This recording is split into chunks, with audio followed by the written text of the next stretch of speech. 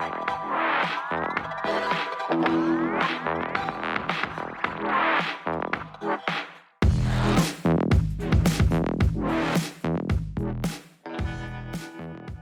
I've been talking about the market here on the real estate show a lot, and one of the things that I do want to talk about is what we call budgeting. How do you budget, or what do you look at in your budget when you're looking to purchase a house?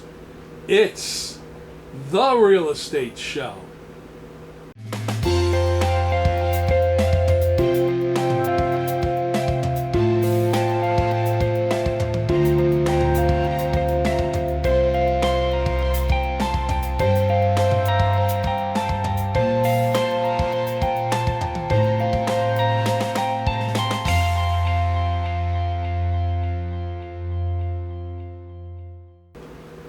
Welcome to the Real Estate Show. My name is Rick Naples. I'm the owner-broker of Zone Realty LLC. You zone your home.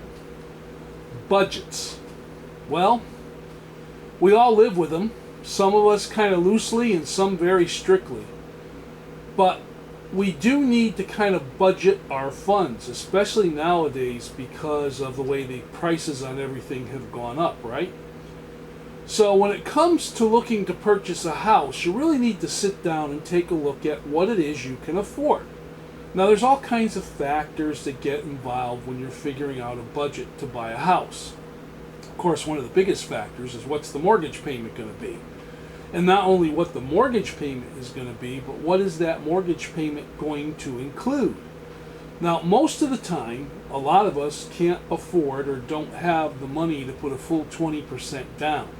So our mortgage payment is going to consist of the principal and the interest on the loan, as well as property taxes and insurance, and something called PMI, or private mortgage insurance. Now, what's private mortgage insurance? Well, private mortgage insurance is an insurance policy that the bank puts on the loan that does not protect you, it protects them. You see, they feel because you haven't put 20% down or more that the loan is at a higher risk. So they want to insure it just in case you default. In other words, you don't make your payments. Now, does that benefit you? Does the private mortgage insurance kick in to pay your mortgage if you can't pay it? No. It just protects the bank a little bit from the loss. If you don't make your mortgage payments, it still means the bank's going to foreclose, so private mortgage insurance isn't going to help you. Where private mortgage insurance hurts is it could add $100, $200, $300 or more dollars to your monthly mortgage payment. So I guess the rule of thumb is the more money you can put down, the better off you are in the long run. One of the nice things about private mortgage insurance, just to mention, is once you do make enough payments on your mortgage to reduce that principal down to 78% of what the original value is, the private mortgage insurance will come off, thus lowering your mortgage payment. But here's the thing, folks. The banks are supposed to automatically drop off the PMI, but a lot of them don't.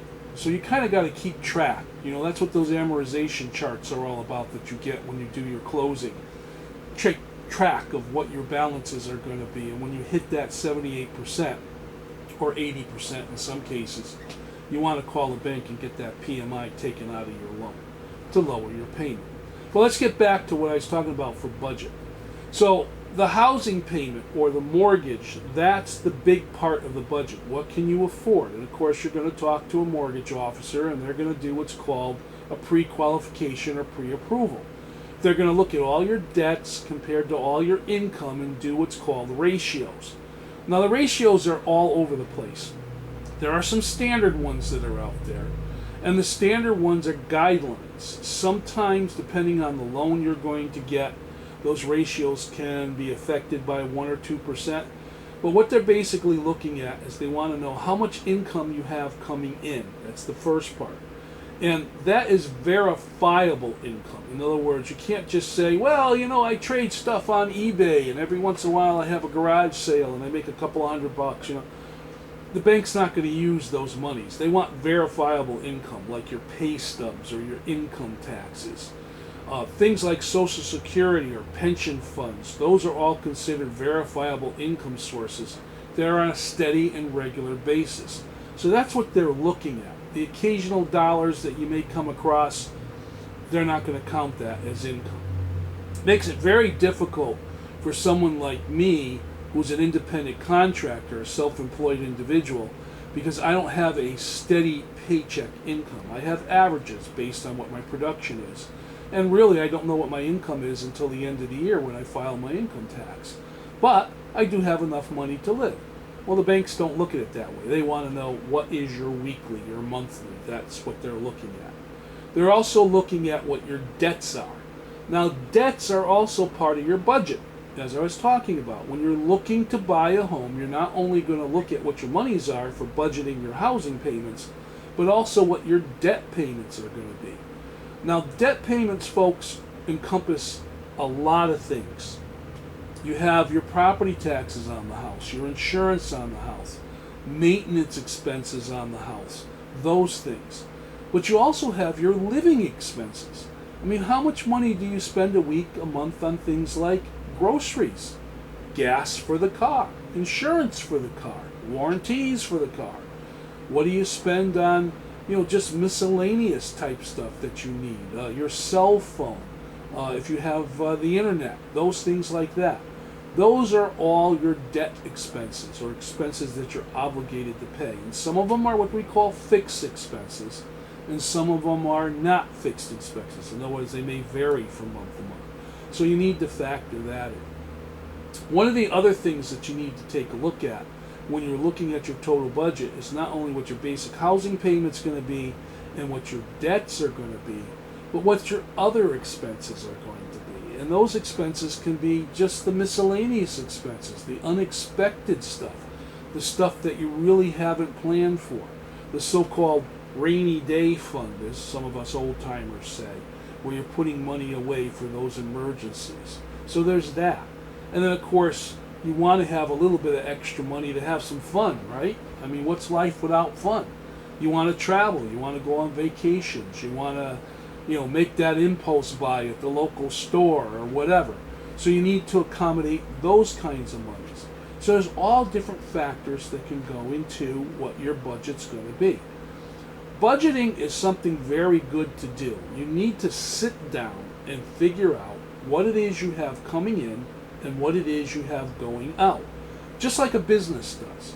You as an individual are your own business. Me, myself, and I. You have income that you earn through your various sources, and then you have expenses that you spend. So you really need to get in touch as to where that is. Now let me mention credit cards. We have a big problem in this country with credit cards. I mean, credit cards are insane, right? I mean, the interest rate on a credit card is just stupid. It's extremely high. You pay on the credit card, you make your monthly payments, and you pay, and I've read articles that say on a standard balance on a credit card, it could take you 20, 30 years to pay the card off if you're just paying the minimum payments. So my advice always to everybody is try to use your credit cards sparingly. Use them when you have to. If you can budget and buy things for cash, do that rather than using your credit cards. Now, let's talk about the scenario of getting ready to buy a house when it comes to making a budget. When you're looking at your income versus your expenses, the banks are going to look at ratios or percentages. They want so much of your income to be there for your housing expenses, and then so much of your income for your debts. And they're going to figure out how much those debts are compared to what your income is and come up with a percentage. And there are guidelines that they use. And if the percentages are too high, in other words, you have a lot of debt and barely enough income coming in, you're probably not going to qualify for the mortgage. So it's best for you to kind of sit down and take a piece of paper, write everything down, look at everything that you have, and try to figure out where you're at before you go sit with a mortgage officer. Let's take a look at this quick little presentation on a budget, and then I'm going to come back and give you some ideas on how you can do that.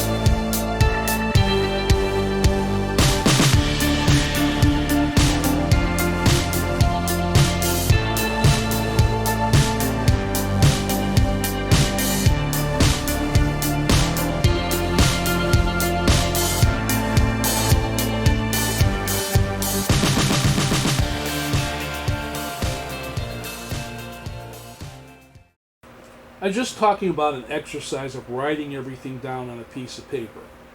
Now, well, I use paper. That's kind of what I like to use. I like to write things down. You may want to use your computer. You may want to, if you're fluent, set up a spreadsheet or something like that and itemize everything out so you can do your totals and see where you're at. But you really need to sit down and track what your expenses are. I mean, you can go month to month and your expenses are going to be different. Like I said, some expenses are fixed and some expenses are not fixed. So what I recommend is a month or two before you're ready to try to get into the real estate market, you sit down with that pad of paper and you start tracking everything you spend. Now, if you still use a checkbook and you use the check register and you write all those expenses down, that's a big help. If you pay your credit cards online, you can also pull your statements so you can see what your expenditures are as far as your credit cards are concerned. This is valuable information because now you can write everything down and see where my expenses are, what my income is, and what the relationship is between those two. And if you do it for a couple of months, you'll also find that you're writing down some things that maybe are the unexpected stuff, the stuff that fits into categories that you can't really classify. I mean, maybe you went out to the movies or you got takeout a couple of times during the week, or you went to an entertainment venue like a concert or something like that. Do we still go to concerts with COVID? I don't know. But maybe you're doing something like that. So it gives you an idea of kind of what you're spending. A lot of us have our monies automatically deposited into our bank, from a paycheck or annuity or pension or Social Security or whatever it might be. And we run around with the debit card. We buy our groceries, we pay our bills, we do all this stuff on the debit card. So we really don't track what it is we're spending. There's an old trick. It's something that my grandparents used to do. I don't know if it's viable to do in today's economy, but it's called the envelope technique. I don't know if you've ever heard of this, but that's where you get your paycheck and you go to the bank and you cash it. That's right, cash, actual money, hard paper money and coin. And then you set up envelopes. One envelope is labeled housing expense. One envelope is labeled debts. One envelope you label for fund money. And you take that money and you split it up into those individual envelopes. Now, the advantage with doing that is now you can physically see. You can see what it is that you have and what it is that you're spending. And then at the end of the month, you can see what's left in those envelopes, if there's anything left, right? It's just a way of physically bringing home what your income is compared to what your debt is. Now, we all have situations where we have to look at our debt and we have to make some cutbacks. If the price is going up on everything, if we're getting ready to buy a house, we may want to do that exercise of writing down all our debts on a piece of paper and looking at those things that we can cut out. In other words, lower our total debt and increase our income in the ratios. Now, that gets kind of tricky because now you have to sit and decide what things can I live without. For instance, one of the debts that everybody has that we don't think of is cable, the internet. That $100, $120, $200 a month, whatever that you're spending in order to watch, multiple channels or whatever you're getting on television, maybe you don't need that. So you want to take a look at that. Maybe getting takeout every single week is something that you shouldn't be doing. Maybe you treat yourself to takeout once a week or something along those lines. You want to also look at what I call savings. Now, savings is kind of tricky. It's very hard to save money today. I'll admit that. I am not a great saver, although I do have some techniques that I do that kind of force me to save a little bit of money. Not being an employed individual with a salary, I don't have the advantage of an investment program like a 401k that a lot of companies offer, where I can have money taken directly out of my paycheck and the company contributes also. and that money's put away. If you don't have a 401k program, you might want to look into some kind of investment program in order to do that, because it's an easy way to save. You know, it's like they say, if you don't get it in your paycheck, you won't miss it. So that's one thing to do. I'm big on saving change.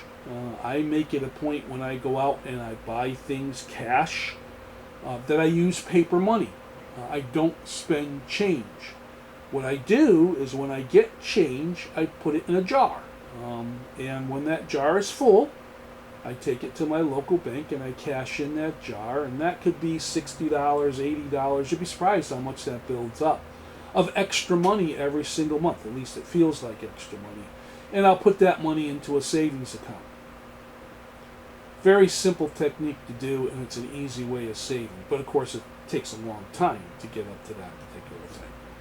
You want to also look at ways that you increase your income. So if you're an investor, you want to make sure that you're tracking all that. You know what's happening in the stock markets. You know what's happening with your investments, what your cash flow is, and so on and so forth.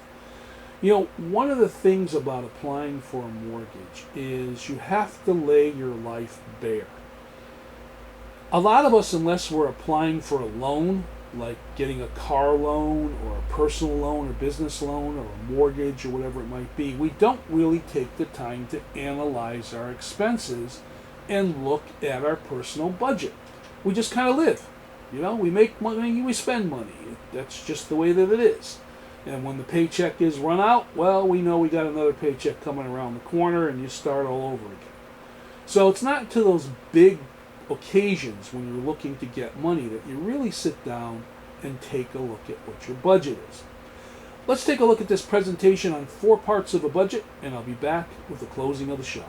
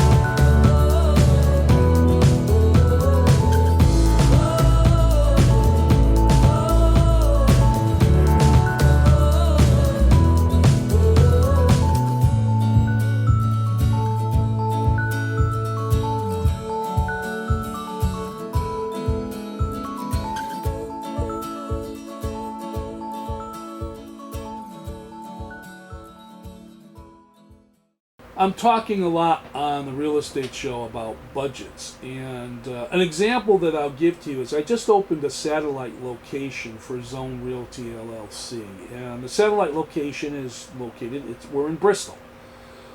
This is a location that I'll be sometimes filming the real estate show from, which I'm doing now, or I may meet clients at, or I may just use as a work office. The main office, of course, of Zone Realty right now is in Plainville off of West Main Street. But as you can see, if you look around, this office is still kind of sort of under construction. I'm doing it all myself, so I'm budgeting what those expenses are. I looked at what it was going to cost to do this and how much money I'm going to need for insulation and wallboard and all that kind of stuff. And I planned it out over the course of 6 months to a year. And I finally gotten to the point where the office functions, but it's not complete. As you can see behind me, there's insulation still exposed on the walls because we haven't put wallboard up yet. And that's just the way that it is because I am budgeting. Be real easy for me to get a loan or throw it all on a credit card and get it all done at once, but I've chosen not to do that because I'm being conscientious of how I spend my money. And that's the purpose of this show, folks, If you haven't sat down and taken a look at what your actual budget is, what the real budget is, the reality of things, you're going to find yourself getting into trouble. Be very careful with those credit cards. Remember, credit cards are a convenience, but they're also a curse. It's real easy to go and say, well, I don't have the money this week, I'll throw it on a credit card and worry about paying it later. Future debts can be the death of you when it comes to trying to get a mortgage or a loan. The banks are going to look at that. Yeah, they do percentages and all kinds of estimates and things along those lines. But if you're carrying a lot of credit card debt, that's going to get you into trouble. The best thing to do is take a look at that budget and what your income is and what your present debt is. Try to revise your budget to such a way where you're putting away a little money for yourself, but you're also reducing that debt. The less debt you have, the more possibility there is for you to be able to save money, that big down payment, avoiding the PMI, and to be better in a situation where you're going to get approved in order to purchase a home. Budgeting is a challenge. It's not an easy thing, especially today. And depending on your family situation too, it could be pretty tough. There's always those unexpected things that keep coming up. But do the best you can. Try to stick to your budget. And if you do, you'll find that the old saying, living within your means, will help you advance to the next step if the home purchase is something that's in your future. My name is Rick Naples. This has been The Real Estate Show. I thank you very much for watching, and I'll see you next time.